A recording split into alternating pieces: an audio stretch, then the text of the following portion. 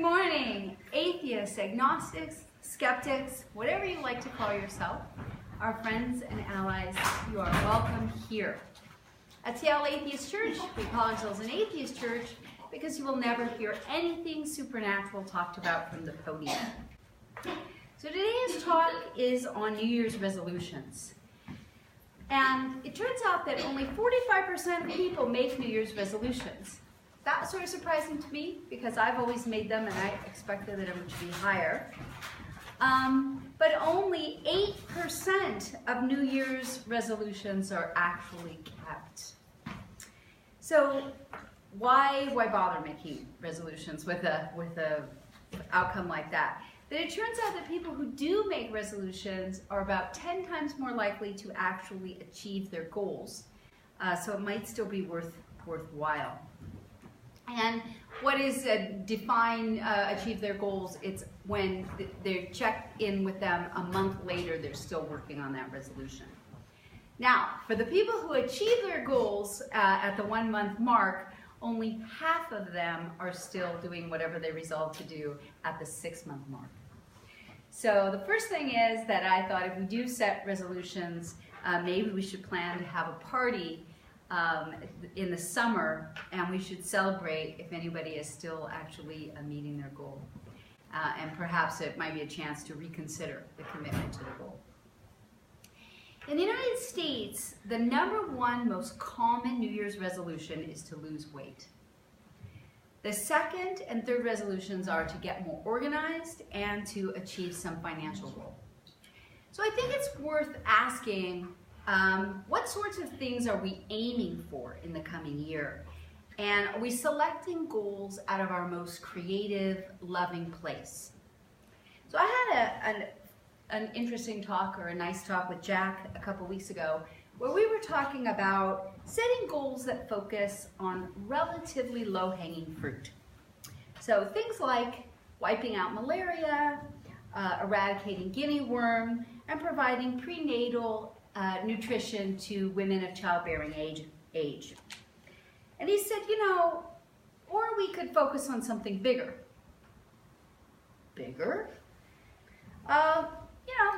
Like ending war, for example. And I noticed myself limiting what I thought was possible. And it wasn't until I sat down to write this talk that I remembered that this year we had a talk by Graham Klumpner, and Graham's goal is to end militarism. So he's willing to go that big, and I find that a good thing to remember at this time of year.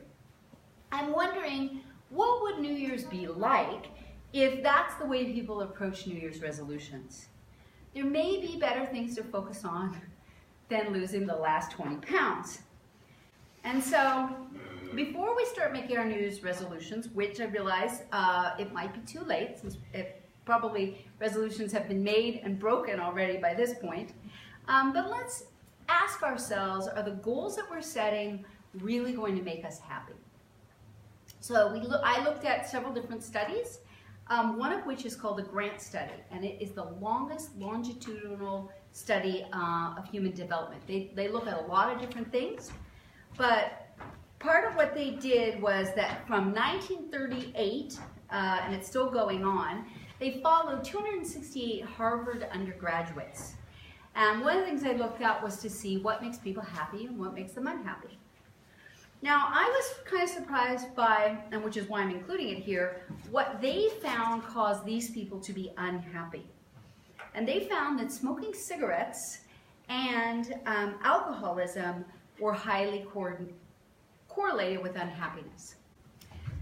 So if you are thinking about stopping smoking, which I don't think anybody here even does smoke, or cutting back on your drinking, those might be good resolutions to keep.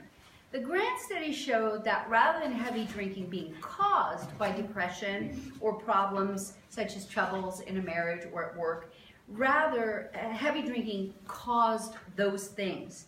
Together with smoking, heavy drinking had negative effects on health and mortality. So luckily, far fewer people smoke today than in 1938 or even in 1978. I was thinking about it and I was thinking, I honestly don't even know anyone who does smoke, and people are nodding. Of course, this is Seattle, so it might be a little different depending where you live in the country. But heavy drinking was defined as more than 2 drinks per day if you're a man, more than 1 drink a day if you're a woman. And I quote, "Alcoholism is a disorder of great destructive power. Alcoholism was the main cause of divorce between the Grant Study men and their wives. It was strongly correlated with neurosis and depression, which tended to follow the abuse rather than precede it, and together with cigarette smoking was the single greatest contributor to early morbidity and death." So, wow on that. So I wanted to include that because I thought it was just kind of interesting. The thing that they found made the greatest difference to happiness was not intelligence, not career success, not amount of income beyond a modest amount. And so, granted, these are Harvard undergraduate men, so people of relative privilege that we're talking about. But what they found people reported made them feel the most happy was, or not what they found people reported, but what they found. And there's a whole TED Talk on how they tried to get at what was going on in people's lives beyond just asking people to self-report. So they recorded them talking about their lives, they interviewed their spouses, they did all these other things. But what they found that was when someone had someone that they felt they could count on in their life, it greatly increased their happiness. The Pew Research Center found that the greatest source of happiness is what they call social capital. These are the ties that bind families, neighborhoods, workplaces, communities, and religious groups together. They are strongly correlated with subjective well-being. So this year, you might want to, which everybody here sort of does, but we have our secular Sundays where we get together sometimes for a drink once a month. We have a National Day of Reason luncheon. Those are things that the church hosts, but also invite a coworker for coffee or attend your neighborhood potluck, because those things might help you feel happier in the coming year. The Framingham Heart Study looked at 4,739 people between 1983 and 2003, and they had something very interesting that they discovered about happiness. It's called the network effect. So having a friend that lives within a mile of you, having a next door neighbor that is happy, can increase your own happiness, as well as having a happy spouse. So it says, emotional states can be transferred directly from one individual to another by mimicry and emotional contagion. Perhaps by the copying of emotionally relevant bodily actions, particularly facial expressions seen in others. People can catch emotional states they observe in others over time frames ranging from seconds to weeks. And so they looked at the network, which included the node, or the original person, and 3 degrees removed, your friend's friend's friend, and discovered statistically your own happiness is correlated with your friend's happiness and your friend's friend's happiness. It is reasonable to conclude from this that caring about people in our lives, even being willing to help a friend of a friend, or give a friend encouraging advice that they might give their friend, who might give their friend, all these things results in greater happiness for everyone. The Pew study also found happiness is tied to the feeling that you have some control over your own life. And so people want to have a sense of control, both at work and as feeling that they have control as part of the political process. So those 2 things struck me that we might have whole talks on how to feel you have more control at work, and also participation in the political process. We need a life that plays to our strengths and engages us, as well as opportunities to feel part of something greater than ourselves. If the goal is to be happy, which I think is a very reasonable goal, we should work to create a life where we're engaged in something greater than ourselves. So first, let's go back to the common New Year's resolutions, which, remember, were to go on a diet, to get organized, and to achieve some financial goal. So let's talk about what definitely does not work if you want to eat healthier. This is based entirely on scientific research. The evidence suggests that diets do not work. There is evidence that the more often a person diets, the more likely they are to become overweight. The all-or-nothing approach of being on a strict diet or being completely off-leash can lead to yo-yo dieting and even disordered eating. If you want to eat healthier this year, eat healthier. But don't alternate extreme caloric restriction with caloric binging. Don't do the thing which is popular in Seattle among some groups called detoxing, where you make drastic short-term changes. Anytime your brain is searching for a quick fix, consider that that is the kind of thinking that is detrimental to your long-term success. Focus on eating a variety of healthy foods and focus on what you can say yes to crowd out the unhealthy choices, mixing in lots of healthy choices. And incidentally, for those of you who know Josh, that was also his advice, right? Was to add more healthy food so you fill up on nutrition and fiber and all that good stuff. The other thing I'd like to suggest is think about why you want to lose weight in the first place.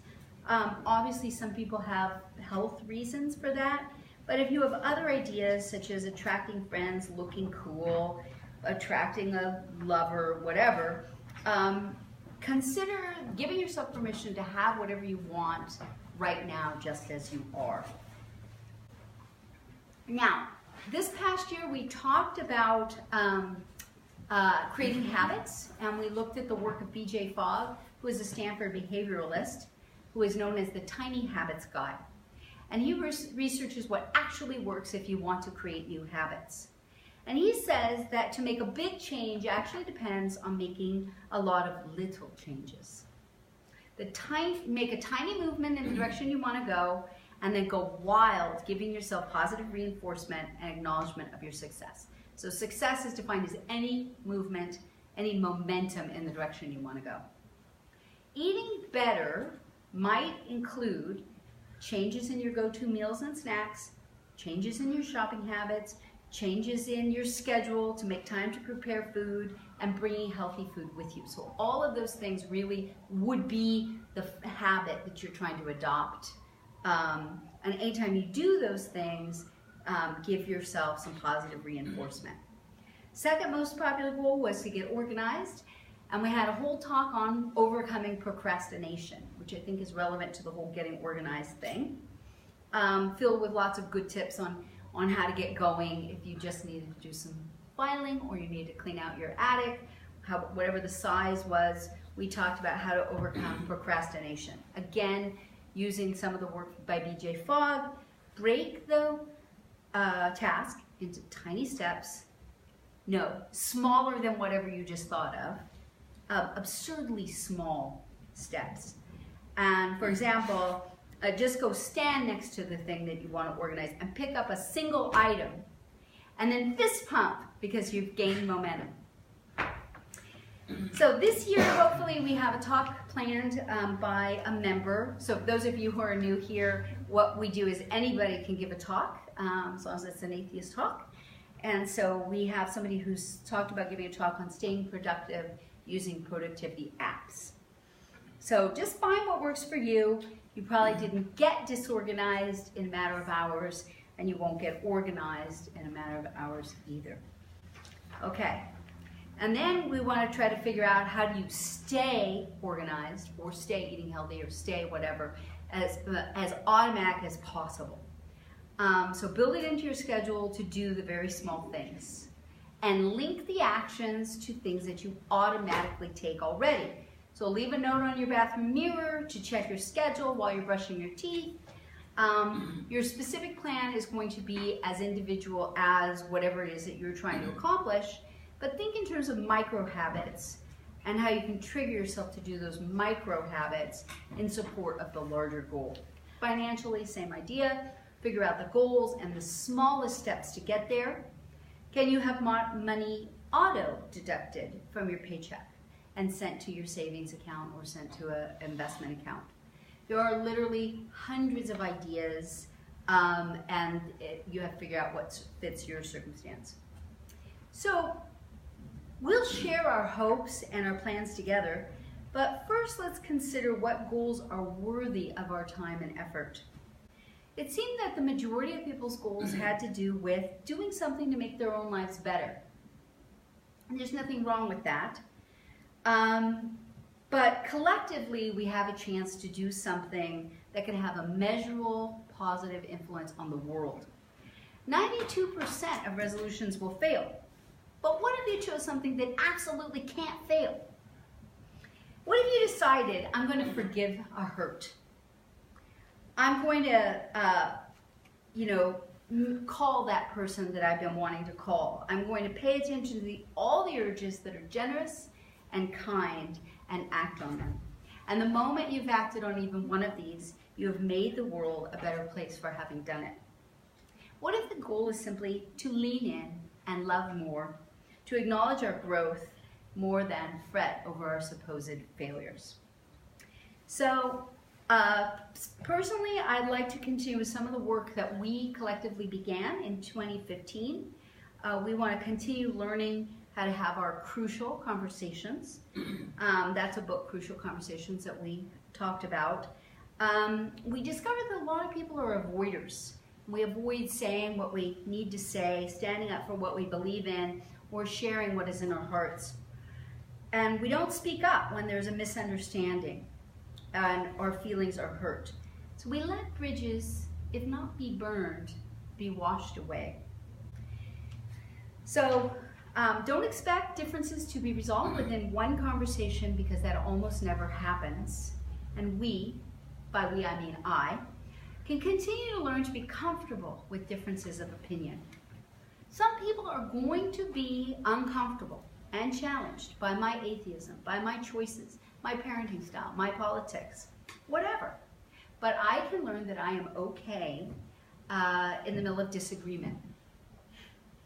I love having this church as a safe place where I can come and talk about interesting ideas, where it is built right into the expectations that there probably will be disagreement, and that we have to collectively figure out how we can be with that, because it's something we want to create in the world, safe places for people to learn and grow. So this year I'd like to look at the work of Linda Elder and Richard Paul from criticalthinking.org, and think about how that resources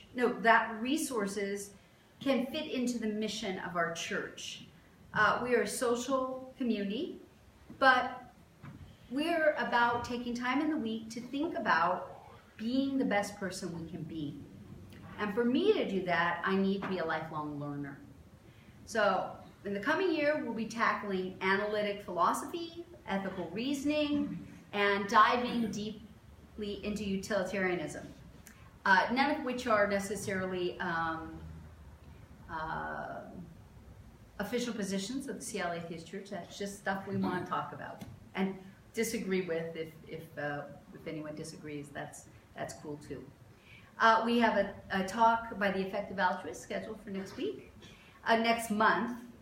And again, I want to do my little plug where I encourage everyone to give a talk, because even if you've read a book and you want to come in and just talk about passages from the book, I personally have found that just thinking about giving a talk is really interesting and beneficial for me, even if it's a talk I don't end up giving.